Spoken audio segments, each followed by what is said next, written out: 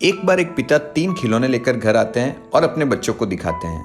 तीनों खिलौने एक ही तरह के होते हैं। पिता अपने बच्चों से उन तीनों खिलौनों में अंतर ढूंढने को कहते हैं। बच्चे जब ध्यान से खिलौनों को देखते हैं तो पाते हैं कि तीनों खिलौनों में अलग अलग छेद होते हैं। पहले खिलौनों में 2 छेद होते हैं जो दोनों कानों में होते हैं। दूसरे खिलौनों में भी 2 छेद होते हैं, एक कान में और एक मुंह में। तीसरे खिलौनों में केवल एक ही छेद, वह छेद होता है कान में। पिता एक सुई लेता है, वह सुई को पहले खिलौने के एक कान में डालता है जो दूसरे कान से निकल जाती है। फिर पिता दूसरे खिलौने को लेता है, उसके कान में सुई डालता है जो खिलौने के मुंह से निकल जाती है। अब पिता तीसरे खिलौने को लेता है, उसके कान में सुई डालता है जो दूसरी और कहीं से बाहर नहीं निकलती, क्योंकि उस खिलौने में एक ही छिद्र होता है।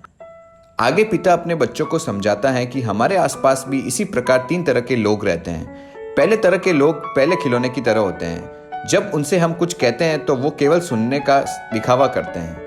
वे आपकी एक कान से बात सुनते हैं और दूसरे कान से निकाल देते हैं। इसलिए ऐसे लोगों से बात करते समय सावधान रहना चाहिए, क्योंकि उनसे कोई बात या समस्या कहने का कोई मतलब नहीं, क्योंकि उनको तुम्हारी कोई परवाह नहीं होती है। दूसरे तरह के लोग दूसरे खिलौने के समान होते हैं, जो तुम्हारी बातें व समस्या सुनते हैं और उस पर प्रतिक्रिया भी देते हैं, जैसे कि वो तुम्हारी बहुत परवाह कर रहे हो।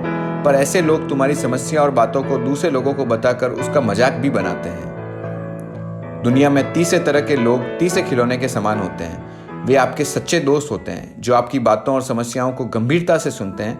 वे पहले खिलौने की तरह सुनने का दिखावा नहीं करते और दूसरे खिलौनों की तरह उनका मजाक नहीं बनाते।